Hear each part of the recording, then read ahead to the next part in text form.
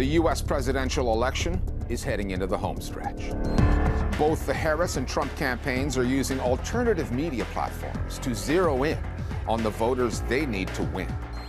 The Israeli military is at it again, creating videos designed to justify more attacks on hospitals, this time in Lebanon. And the big tech companies taken to court, accused of creating platforms aimed at getting young people addicted.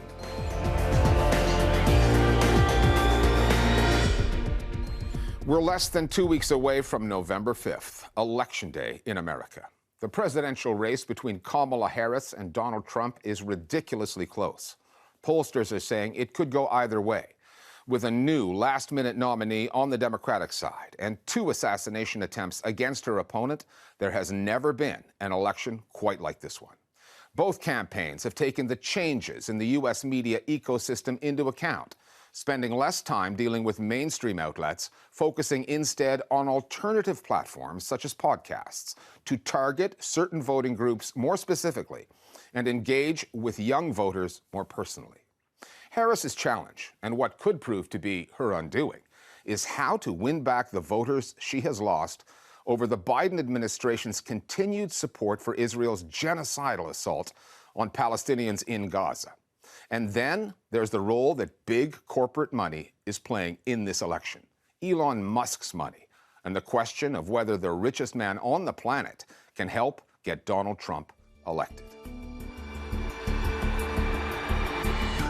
How is it that in a country of almost 350 million people, with more than 160 million eligible voters, that the U.S. presidential election will once again be decided by a tiny slice of the electorate in a few swing states? Like the elections in 2016 and 2020, the margin in this one will be razor thin, which, considering who is on the ballot, is remarkable in itself. We have a candidate who lost last time, has been convicted on 34 felony counts, tried to overthrow an election, and yet he's still pulling 47, 48% in the polls. This is the reality that we exist in. It almost doesn't matter who the candidates are. It seems like we are caught in this cycle where every election is going to be incredibly close. Ultimately, the race is going to come down to a handful of battleground states, and the polling in those states is also incredibly tight. So it's going to come down to a handful of votes. I am highly skeptical that we'll know the result on Election Day. It might take days, and then who knows what happens in the aftermath. Remember this image? A bloodied Donald Trump after the first assassination attempt back in July. A picture of defiance that many predicted would become the defining image of this campaign. But since losing his debate with Kamala Harris, the candidate who urged his supporters to fight, fight, fight, has shied away from a rematch and avoided interviews with both CNN and MSNBC, news channels that, unlike Fox, would not go easy on him. Harris also began her campaign keeping mainstream media outlets at a distance, refusing all interview requests except for one, relying on staged events and snappy social media content instead. When that failed to work, she relented and agreed to more traditional one-on-ones. And said, you've been, quote, a failure with border security. Including an at times hostile encounter with Fox News. But his campaign. What the two candidates have in common is that both have spent a record amount of time doing podcasts, looking to target specific voters. How often did it, I mean, I know you're supposed to interview me, but I find it very interesting. Without having to face difficult questions. There are a lot of people who don't pay very much attention to politics. They maybe tune in at election time, or they tune in and out depending on what the news cycle is. And they listen to these semi-political or even apolitical podcasts as a form of entertainment. That's just sort of like fun people saying interesting stuff for 2 hours or whatever, right? And that kind of audience, they still might vote, but they're much more persuadable than the sort of people who are on traditional cable news. We've seen Harris sort of reintroduce herself to a largely young woman voting base through the Call Her Daddy podcast. So one of the ways that we know we can uplift the ability of women to have choices is uplift the ability of women to have economic health and well-being. You've seen Trump expand on this sort of macho man-to-man conversation through his appearances on other podcasts as well. That's down and dirty, right? Yeah, and using this conversational format as a way to create some sort of bomb that can supersede maybe questions around policy as well. But it can also be disingenuous if that candidate has not answered basic questions around how they plan to address things like cost of living, abortion, or other things that are very salient on the minds of young voters. The Harris camp is also using podcasts to counter her party's drop in support in two key demographics, Black voters and Hispanic ones.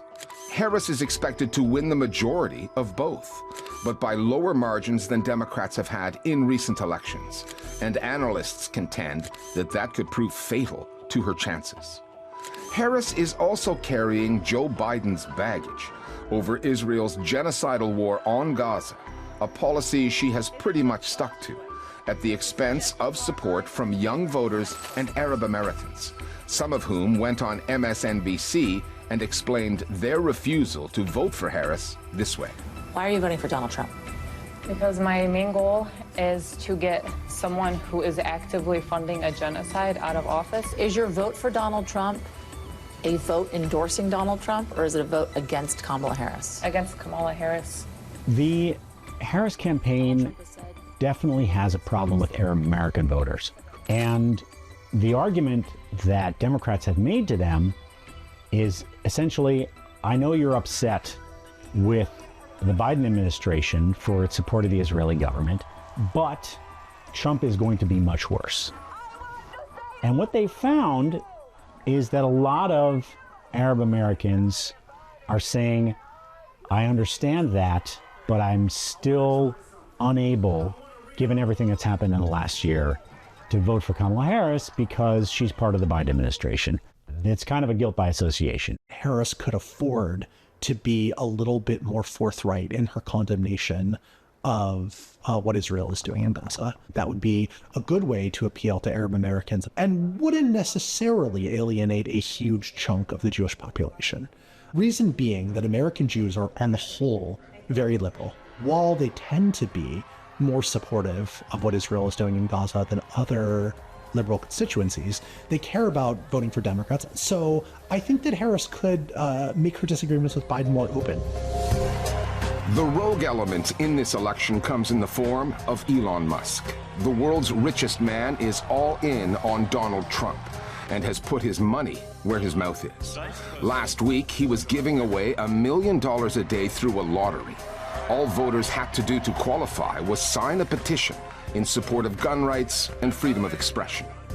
After the Justice Department warned that what Musk was doing may be illegal, the giveaways came to an end. But he is still plowing money into the Trump campaign, and in a race as tight as this one. How close this race is.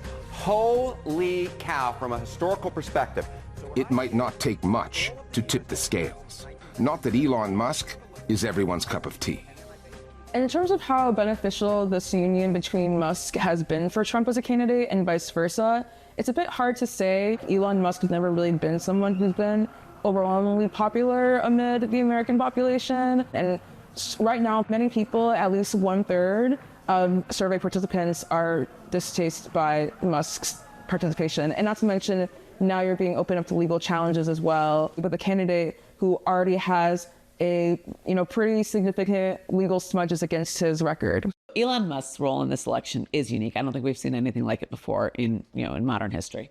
But corporate money in American politics, it's not unique. And especially since the Supreme Court decision, Citizens United, which really cleared the way to say corporations have as much of a voice as American citizens. So corporate money has been influencing, elections in this country for quite some time. And I think Elon Musk is just the latest iteration of it. Musk's preferred candidate, Donald Trump, first made his name in the New York newspapers in the 1980s, their society pages and gossip columns, before cementing his celebrity through his own reality TV show. Trump, therefore, owes much of his fame to the media outlets he now loves to attack. He's taken his fake news rhetoric to another level and is now threatening to revoke the broadcast licenses of news channels critical of him. American journalism survived Donald Trump's first term in office. A second term might prove to be a different story.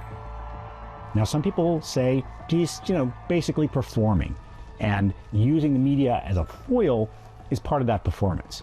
But I think there is something more dangerous. He plans to use the powers of the government in ways that he didn't do 4 years ago, in part because there were people around him who said, Mr. President, we can't do that, it's against the law. Those people have all been pushed out. Now he's surrounded by people who will basically give him whatever he wants. The potential for really going after news organizations and individual journalists is much stronger this time than it was 8 years ago.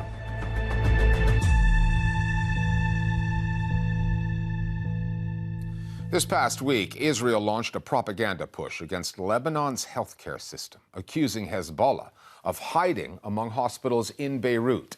The reaction from journalists, both Lebanese and international, tells a story of its own. Meenakshi Ravi has been tracking the coverage. It's been a month since Israel escalated its war in Lebanon, and in that time, it's estimated that around 100 Lebanese healthcare workers have been killed and at least 50 health facilities have come under fire. This week, the Associated Press captured the moment an Israeli bomb destroyed a building just yards from Rafiq Hariri Medical Center, one of Beirut's largest public hospitals. The same day, Israeli military spokesperson Daniel Hagari put another Beirut hospital in the crosshairs. Where is the bunker located? Directly under El Sahel Hospital, in the heart of Beirut, in the Dakhia. The messaging and the graphics released by Israel bore striking similarities to videos Israel released to make the case to bomb hospitals across Gaza. The narrative of, quote, Hamas command centers under hospital buildings has been altered a bit in Lebanon.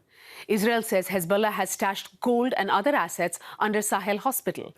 The only evidence provided for this claim is the animation created by the Israeli army itself. There are hundreds of millions of dollars in cash and gold inside the bunker right now. In response to the video, hospital staff called in journalists, local and international, to inspect the so-called tunnels and bunkers. This is what they found. السفلي الذي يدعي جيش العدو الإسرائيلي أنه أنفاق هذا هو لا يوجد شيء إلا مستلزمات طبية. Why did you feel the need to invite all the journalists here today? Because it's very important that the truth about this hospital comes out before anything happens to the hospital. Doctors have been opening piles of surgical scrubs, boxes of equipment, very, very keen to show us everything there is to see. At the same time that these Beirut hospitals have come under threat, Israel has bombarded the compounds of 3 major hospitals in the besieged area of Jabalia in northern Gaza, killing scores of people. Doctors there describe hellish scenes, and Israel continues to block international news outlets from going into Gaza to cover the story. Thanks, Meena. 2 decades after Facebook first came online, turbocharging the era of social media, the U.S. is witnessing what's been described as a mental health emergency. Platforms like Facebook, Instagram, and TikTok have emerged as the key culprits, and the victims tend to be teenagers or preteens. What was sold to us as a way to connect with friends and family has since become a source of harmful content, leading to addictive behavior. The societal implications are serious enough that several school districts and families across the U.S. have come together to sue Meta, TikTok, Google, and Snap Inc. Their lawsuit is unprecedented. It accuses social media companies of deliberately creating defective products. Although the trials will not take place until 2026, social media companies are well aware that they are under the microscope. Meta, for one, has announced changes that it says are aimed at protecting its young users. The Listening Post's Nick Muirhead now on the charges against online platforms that social media is addictive by design. Today we're introducing a significant new experience on Instagram called teen accounts. In mid-September, the head of Instagram posted a video. They were going to move teens automatically into teen accounts, which are going to have a set of more restrictive and protected settings. The change targeted teenagers and was designed to keep them online. Built-in limits for who can contact them and the content they can see. Instagram accompanied the launch of teen accounts with a media blitz. Its spokespeople were trying to get out in front of the story, since the company was already dealing with a backlash over the harm caused to adolescents who spent too much time on social media. The question really is, why now? Why has it taken this long and this much pressure for Instagram to begin changing its policies and its practices? Previn Warren is a lawyer at the US firm Motley & Rice, the co-lead counsel in a new lawsuit against the social media giants. And the truth is, they could have done this years ago. What's changed is the amount of scrutiny that they're under, in part because of this lawsuit, and in part because parents across the country are sick and tired of this, feeling like they have no control over how their kids interact with technology, particularly these social media platforms. Especially in the case of kids. They have a responsibility to protect underage people on their platforms. Taylor Little is a recovering social media addict who says that they were hooked on Instagram, TikTok, and Tumblr. Little is one of the many plaintiffs in the case against the social media giants. She, along with many others, are suing these companies. One of their biggest demographics is kids. They're always going to be targeting that group, and they're always going to be purposefully, constantly putting in new features that are more and more addictive, that more and more purposefully target that psychology. The key word there is purposefully. The aim of the lawsuit is to establish intent to prove that tech giants are deliberately making their platforms addictive. Whether it's the endless scrolling on Instagram, the lure of those short videos on TikTok, or the algorithms baked into social media sites that serve up what we like and often what we don't like to keep us engaged. The argument being made is that it's all addictive by design. We contacted both TikTok and Meta with this allegation. A TikTok spokesperson said that the company believes digital experiences should play a positive role and that they continuously invest in screen time management tools and resources for their younger audiences. Meta did not respond. For those working with young people, the danger is that teenagers, especially those with unfettered access to smartphones, are the most susceptible to social media addiction. What happens earlier, especially in that tween age, say the 11 to 14 or 15 range, is that literally the communication channels between the prefrontal cortex, the decision-making brain, and the limbic emotional brain are about as far apart as they're ever going to be in our lives. We're really highly sensitive to dopamine and other reward chemicals during those years. During the teen years, we're really focused on the larger questions of who are we and who are we going to be in the world. While technology and social media can be a fabulous place to explore some of that, there are people who, when they don't have it, feel anxious and depressed and withdrawn and don't know how to function. I started using Instagram when I was 11. At that time, I was pretty depressed. I was pretty anxious, and Instagram was kind of a nice distraction. And then very quickly it became something a lot darker, and my usage spiraled. I started getting eating disorder content, which is basically just like a how-to guide on how to have an eating disorder. I was very drawn to this content, despite feeling, I think, disturbed by it a lot of the time. And what I eventually had to do was delete the apps, because if I was feeling uncomfortable or bored, or sad or anxious or anything other than just total contentment, I would be opening that app before I even thought about it. My thumb just went there. Taylor Little's story of social media addiction is by no means unique. Hundreds of other plaintiffs are involved in this case. Many sued the tech companies individually, but now all of those cases have been consolidated into one $5 billion lawsuit. No one in the US has ever successfully sued any social media platform for causing addiction and mental health damage to children. In fact, the very idea that social media can be addictive is relatively new. When social media sites like Orkut, MySpace, Facebook, and Instagram first emerged, they had promise. They offered the possibility of connecting users. As the years passed and those platforms evolved, they prioritized monetization, knowing that if they couldn't hook those users into spending more and more time online exposed to their ads, that they would eventually fizzle out, the way that MySpace and Orkut did. And so logging on and staying on had to be built in to the user experience. I would say most of the developers probably know and knew at the outset that the features that they were designing into the platform were likely to be habit forming. And that's part of the way the capitalist system works. You're trying to get people to buy your product, and you want to make it something they're going to come back to over and over again. You know, developers of platforms used a wide body of research over decades to understand how to influence human perception. Platforms that came out later, like TikTok, just skipped to the bad stuff. They didn't even waste time with the social networking, social good, community building. They went straight to the short form video and the addictive feed. And then that became the model that everyone else had to copy and follow. It's not like when it was a Facebook feed of just your friends and you were getting updates about their babies and their dogs. We don't operate in that environment anymore. There was a time when to talk about social media addiction almost sounded crazy, but people are now seeing the truth, especially as internal company documents have come to light because of whistleblowers who've had the courage to step forward. One of the biggest leaks came in late 2021, courtesy of a former employee at Facebook, Frances Haugen. She had gathered countless internal documents detailing how the company had prioritized profit over the mental health of its users. She even testified before the US Senate.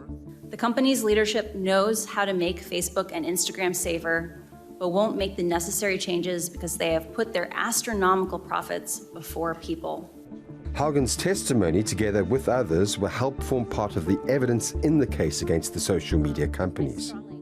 One of the things that these court cases are doing is drawing attention to the various roles that not just platform developers, but schools and families and individuals have in creating a better balance. The fact that schools are starting to say, yeah, no, this isn't working during the school day, and they're coming up with creative solutions that balance all the different constituency needs is a good sign to me. I mean, I think that's part of it. Classes and early education for young people about how to recognize when they're starting to go down that scrolling rabbit hole. And instead of staying here for the next half hour and feeling worse and worse, how do you get off? What are some effective strategies? If there was a toy, right, that kids were all the rave about, and almost every kid in the country was obsessed with this toy, and this toy was hospitalizing kids and killing kids, first of all, it would be recalled.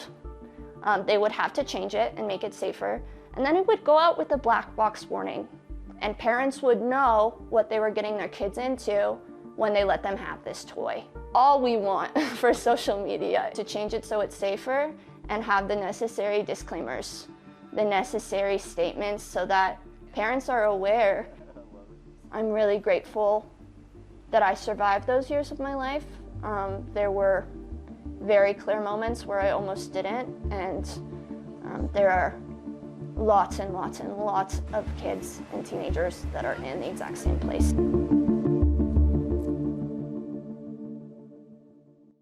And finally, the unprecedented war Israel has waged on journalism goes on. This past week, the Israeli military accused 6 Al Jazeera journalists of ties to Hamas and Palestinian Islamic Jihad, releasing what it claimed was documentary evidence, but which international news outlets have been unable to verify. Those journalists are among the last witnesses to Israel's actions in northern Gaza, where the Israeli military is rounding up Palestinians and forcing them from their homes. Al Jazeera called the accusations fabricated, part of a wider pattern of hostility towards the network, which includes the killing of 4 of its journalists over the past year, as well as the closure of Al Jazeera's operations inside Israel and the occupied West Bank. A statement by the New York-based Committee to Protect Journalists noted that Israel has, quote, repeatedly made similar unproven claims without producing credible evidence. According to the authorities in Gaza, the media office there, Israel has killed at least 177 Palestinian media workers since October 7th, 2023. That's a rate that dwarfs any conflict on record. And now it has put targets on the backs of 6 more.